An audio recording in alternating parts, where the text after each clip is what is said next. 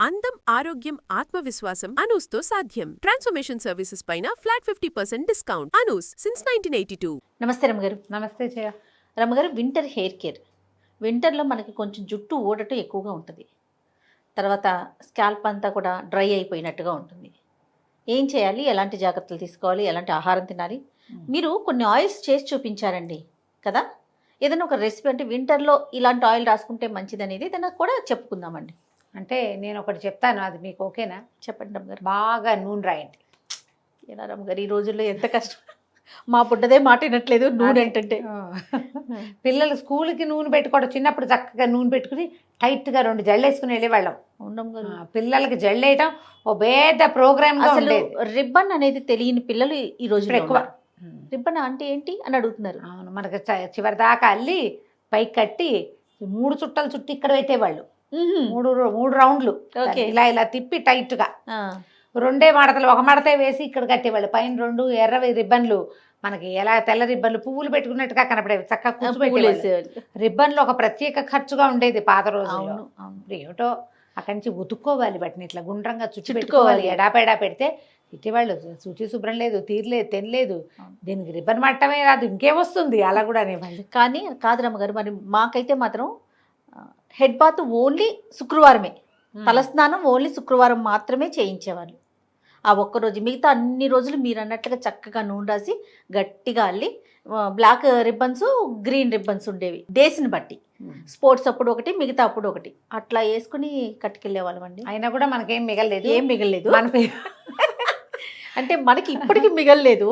పిల్లలకి 20,000కే పోతుంది, ఇక్కడికి వెళ్ళిపోతుంది కదా వెనక్కి. జుట్లు వెనక్కి వెళ్ళిపోతున్నాయి, పిలకలు మిగులుతాయి, పల్చగా జుట్టు, దాన్నే స్టైల్ చేసి, పైగా ఈ మెషిన్లు వచ్చాయి కదా, లాగేది, తిప్పేది, నలిపేది, పొంకులు పెట్టేది. నన్ను అంటున్నారు కదా మీరు.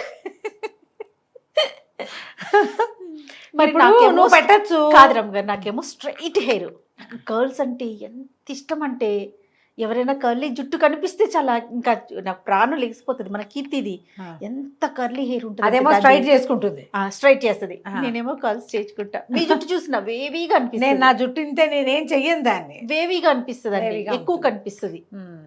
ఉన్నదానికంటే కొంచెం కనపడుతుంది, నెత్తి మీద కనిపించదు, వెనక నుంచి కనిపిస్తుంది.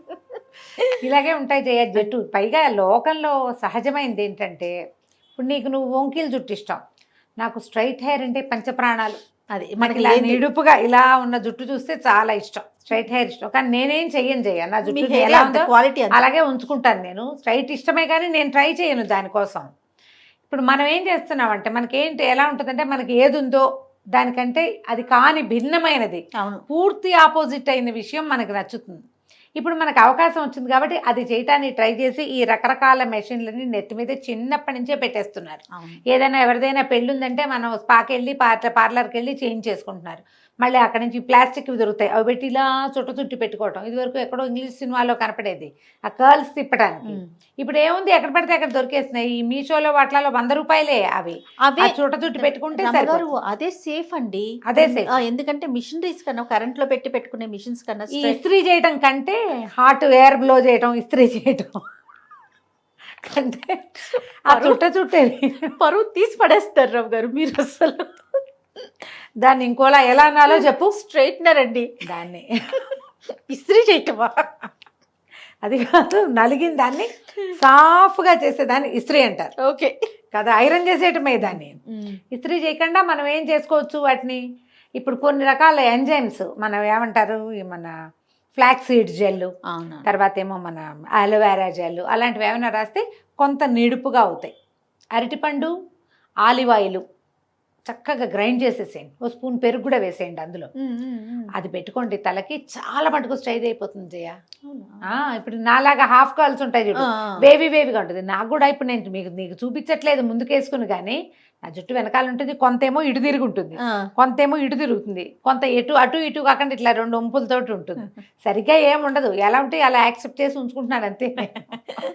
దీనికి గనక కొంచెం హెయిర్ మెయింటెనెన్స్ కోసం మనం మిగలబడిపోయిన అరటిపళ్ళు ఉంటాయి, అరటిపళ్ళల్లో ఇంత ఆలివ్ ఆయిల్ వేసి, ఒక బెళ్ళ పెరిగేసి, మిక్సీ చిన్నవి మన న్యూట్రీ బుల్లెట్ ఉంది కానీ మా దగ్గర, అందులో వేసి కొట్టేసి ఒక ½ అవర్ 45 మినిట్స్ తలకి పెట్టుకుంటే చాలు, చాలా మటుకు స్ట్రైట్ అయిపోతుంది జయ జుట్టు.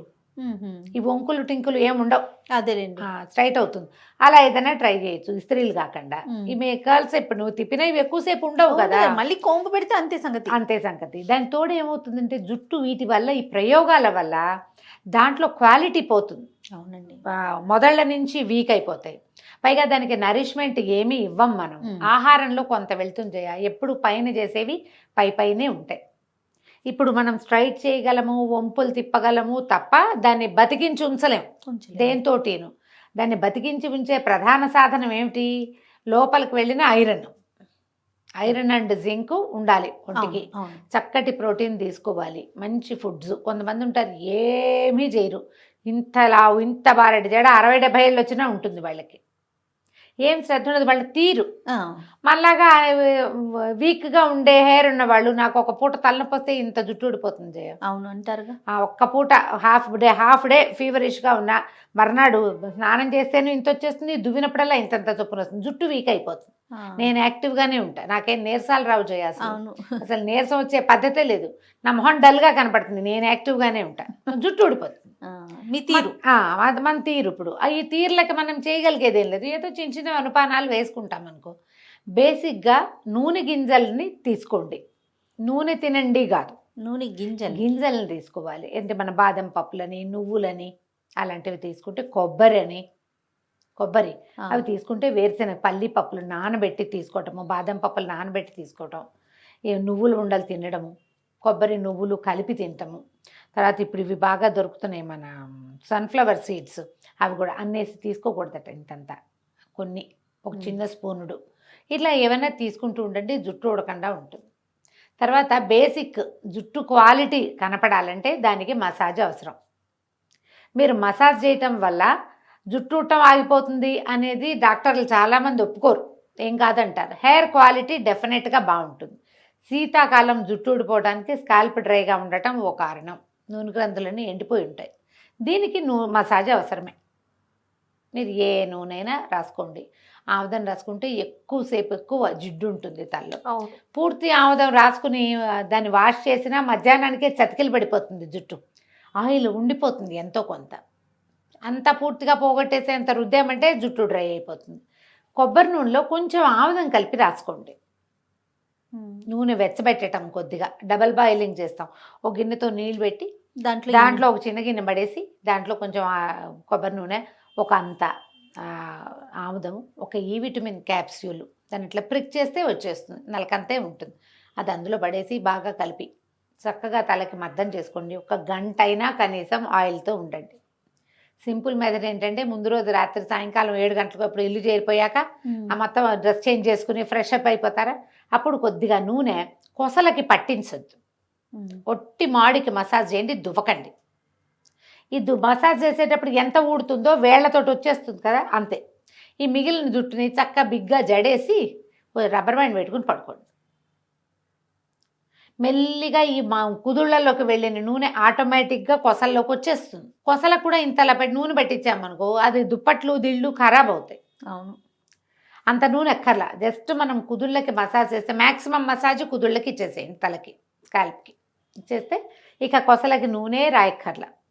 చిన్నప్పుడు కూడా మా కొసలకు నూనె రాసేవారు కాదు, మా ఇంట్లో పద్ధతి. మా అమ్మని ఎత్తికి నూనె రాసి జుట్టు ముడేసి స్నానానికి పంపించేవారు. మేము స్నానాలు చేసి వచ్చేసరికి ఆటోమేటిక్గా ఈ తల అదే వస్తుంది, దువ్వెనతో ఆటోమేటిక్గా కిందకి వచ్చేస్తుంది. కొసలకి నూనె రాయటం మా ఇంట్లో పద్ధతి కాదనమాట. ఇన్నేళ్ళు నాడిన అప్పుడు కూడా ఇలాంటి సిస్టమ్ ఉండేది. నూనె రాసుకోవటం, జుట్లు ముళ్ళేసుకోవటం, వెళ్ళటం. అందరికీ అప్పుడు పెద్ద పెద్ద జడలు ఉండేవి మా ఇంట్లో, మరి మోకాళ్ళ దాకా కాదు జయ, అందరికీ నడుములు దిగే జడలు ఉన్నాయి. ఎక్కువ భాగం 50% పైగానే లావు జుట్లు. నేను అనుకుంటా ఆ ఊళ్ళో తిండి, ఆ గాలి, ఆ శుభ్రమైన తిండి, అది పిచ్చివేషాలు లేని జీవితం, అంటే సజావైన ఇవి ఉండేవి టైమింగ్స్, మంచి నడక, ఎక్సర్సైజ్ వల్ల అనుకుంటా ఆ ఊరు దాటాక అందరికీ పోయినాయి జుట్లు. అలాగే అనిపిస్తుంది. దీంట్లో మనము ఆయిల్స్ కొన్ని సొంతంగా కాచి పెట్టుకోవచ్చు.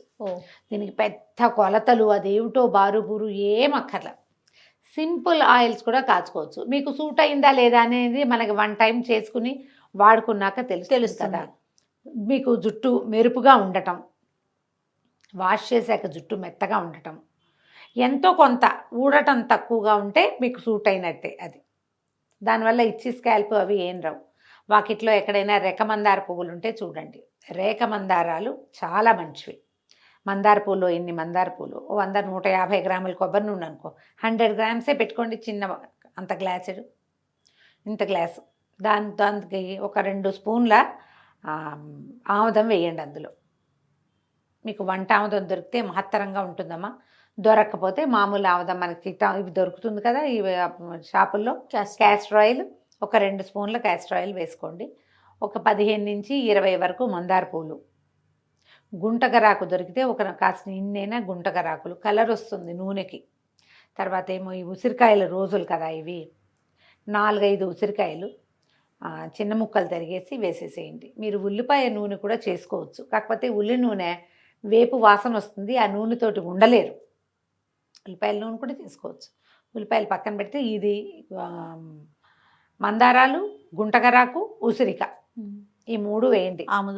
ఆముదం ఎలాగో నూనెలో కలుపుతాం కదా, ఒక స్పూన్ మెంతులు కూడా అందులో వేసేసి స్టవ్ మీద పెట్టేయండి. సన్నటి మంట మీద, ఎంత తక్కువ మంట ఉంటే అంత మంచిది. మీ దగ్గర ఇండక్షన్ స్టవ్ ఉంటే అన్నిటికంటే లీస్ట్ టెంపరేచర్ ఉంటుంది కదా, 300 ఏదో నెంబర్ రాస్తాడు, అందులో పెట్టండి. నిదానంగా ఇప్పుడు మనది ఇంత గ్లాసు నూనె కదా అని బుజ్జి గిన్నె పెట్టకండి, అది కొత్త ఉడికేటప్పుడు బయటకు వచ్చేస్తుంది.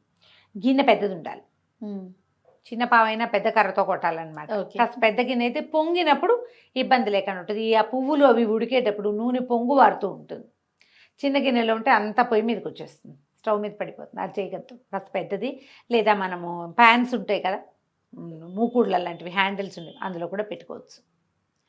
వంట చేసే వాటిలలో కాకుండా చూసుకోండి, సపరేట్గా వాటి కోసం వండుకునేవి కాకుండా ఇది పక్కన పెట్టడం. ఒకవేళ మీకు వాకిట్లో ఎక్కడైనా మందార చెట్టు ఉంటే, మందార కాదు మన గోరింట చెట్టు ఉంటే, ఇంత గోరింటాకు కూడా వెండి, దానివల్ల మీ జుట్టుకి ఏమీ కలర్ రాదు, అలా భయపడద్దు. అవును, అట్లా ఏం జరగదు. స్టవ్ మీద పెట్టేయండి. స్టవ్ మీద ముందంతా చిట సౌండ్ వస్తుంది, కాలుతున్న వాసన అవి వస్తాయి. మీకు ఎప్పుడైతే శబ్దం ఆగిపోతుందో అప్పుడు తడిపోయినట్టు అర్థం. ఒకటి బేసిక్ రూల్. అక్కడి నుంచి ఇంకా మీకు డౌట్ ఉంది, ఇందులో తడి ఉంటే రేపొద్దున బూజు వస్తుంది అలా అనిపిస్తే, ఒక అగ్గిపుల్లను కానీ ఇంత చీపురు పుల్లను కానీ తీసుకుని అందులో ముంచి దాన్ని స్టవ్ మీద కాల్చడానికి ట్రై చేయండి. ఈ స్టవ్ మీద కాల్చినప్పుడు మామూలుగా భగ్గుమని అంటుకుంటే నూనె కాగి రెడీగా ఉన్నట్టు, అలా కాకి చిట్టలాడిందంటే ఇంకా తడి ఉన్నట్టు. బేసిక్ శబ్దమే దానికి. ఈ 2 టెస్టులతోటి నూనె కాగబెట్టేసుకోండి. ఈ కాగిన నూనెని తీసి పక్కన పెట్టండి. కొద్దిగా చల్లారంగానే ఏదైనా టైట్ జార్లో పోసి పెట్టుకోండి. దీన్ని ఏం చేస్తామంటే మనం ఇనుప చన్నీ ఉంటుంది కదా, అదే వడకట్టేది, అందులో వేసేసి బాగా నొక్కేస్తే ఈ గుజ్జంతా పైన ఉండిపోతుంది. ఆకులు, తర్వాత ఏమో మన ఉసిరికాయల గుజ్జు పైన ఉండిపోతాయి. మొత్తం నూనె అంతా కిందకు వచ్చేస్తుంది. డార్క్ కలర్లో వస్తుంది డెఫినెట్గా నూనె. కొంచెమే ఆముదం వేసాం కాబట్టి చాలా స్టిక్కీగా బంకగా అలాగా ఏమి ఉండదు. మీరు ఇంత సీసాడు కాచి పెట్టుకుంటే ఒక నెల తిరిగేసరికి నిలవాసన వస్తుంది, చెడదు. వాసనే మాగుగా వస్తుంది, విసగటగా ఉంటుంది. అందుకని అలా చెయ్యొద్దు. ఫ్రెష్ ఒక 15-20 పువ్వులు దొరికితే చాలా ఇమీడియట్గా నిన్ననే పెట్టాను నేను. నిన్ననే నూనెలో వేసేస్తాను. ఈ మధ్య చాలా రోజుల నుంచి చేతల దాన్ని మన మొక్కల్లో ఎరువు కోసమని మట్టిలో వేస్తున్నా. ఇంతంత పెద్ద పెద్ద పువ్వులు చాలా ఉండిపోతున్నాయి. ఇప్పుడు ఇంకా ఈ నెల నూనె లేదని మొన్ననే వేసాను. నిన్న నా దగ్గర రోజ్మేరీ కొన్నాను నేను. మనకి ఇప్పుడు స్విగ్గీలో కూడా దొరికేస్తుంది రోజ్మేరీ. 2 రెమ్మలు ఇచ్చాడు, ఆ 2 రెమ్మలు కూడా ఎత్తి అందులో వేసాను. రోజ్మేరీ తోటి కూడా హెయిర్ గ్రోత్ బాగుంటుంది, ఫాల్ తగ్గుతుంది. కాకపోతే ఓన్లీ రోజ్మేరీ వాటర్ స్ప్రే చేసుకునేది చూపిస్తున్నారు. దాంతో కొంచెం ఇచ్చి స్కాల్ప్ వస్తుంది, కొంతమంది కంప్లైంట్ చేస్తున్నారు. అందరికీ కాదు, కొంతమందికి వస్తుంది. చూసుకోండి. ఈ కాచేటప్పుడు మనం ప్రతిసారి ఇంగ్రీడియంట్స్ మార్చుకుంటూ ఉంటే 2-3 నెలలకు ఒకసారి కాస్తామనుకో, ఈ నెల ఇంకొకటి ఏదైనా యాడ్ చేసుకోవచ్చు, ఏదైనా ఒకటి తీసేసేయచ్చు. వెసులుబాటుని బట్టి కూడా, మనకి వస్తువు దొరకటాన్ని బట్టి అంతేగా చక్కగా వాడుకోవచ్చు. మీకు పిల్లలు ఉండి ఇంట్లో స్కూళ్ళకి వెళ్ళే ఆడపిల్లలు ఉన్నా, అయితే మగపిల్లలకైనా హెయిర్ గ్రోత్ మీద ఆసక్తి ఉంటుంది. మీకైనా హెయిర్ గ్రోత్ కావాల్సింది, ఎవరికైనా రాసుకుని చూడండి ఎంత హాయిగా ఉంటుందో. నేను ఇలా ఫేస్ ఆయిల్స్ తయారు చేసుకుంటాను జయ. ఈ నెత్తికి రాసుకునే నూనెలా మందార పూజ చేస్తే ప్రాణం పెరపెరలాడుతుంటుంది. అయ్యో ఏంటి పోతున్నాయని చేస్తాను నేను. ఏదో ఒకటి చేసుకోండి, ఇలా సంతోషంగా ఉంటుంది. ఇలాంటి పనులు అది ఒక్కొక్కరికి పెయింటింగు అలాంటివి ఇష్టం, నాకు ఇలాంటివి ఇష్టం. ఇవి చేసుకొని మనమే వాడుకుంటే ఎంత సాటిస్ఫాక్షన్. మా ఇంటికి ఎవరైనా పిల్లలు వస్తే ఫ్రిడ్జ్ లో నుంచి ఒక సీసా తీసిస్తాను నేను గిఫ్ట్గా. ఆ ఫేస్ ఆయిల్స్ ఇస్తాను, హెయిర్ ఆయిల్స్ ఇస్తాను, ఏదో ఒకటి మళ్ళీ వాళ్ళకి చెప్తుంటా, ఈసారి వచ్చినప్పుడు కొబ్బరి నూనె పట్టుకొచ్చి ఈ నాకు ఊరికే ఇవ్వకూడదు నూనె. అవును. అందుకని నెక్స్ట్ టైం వచ్చేటప్పుడు కొబ్బరి నూనె పట్టరా ఒక 1/2 లీటర్ అని చెప్పి గానుగు నూనె తెప్పించి ఫ్రిడ్జ్లో పెట్టుకోవటము చేయటమే. సూపర్. ట్రై ట్రై చేసి చేసి చూడాలి.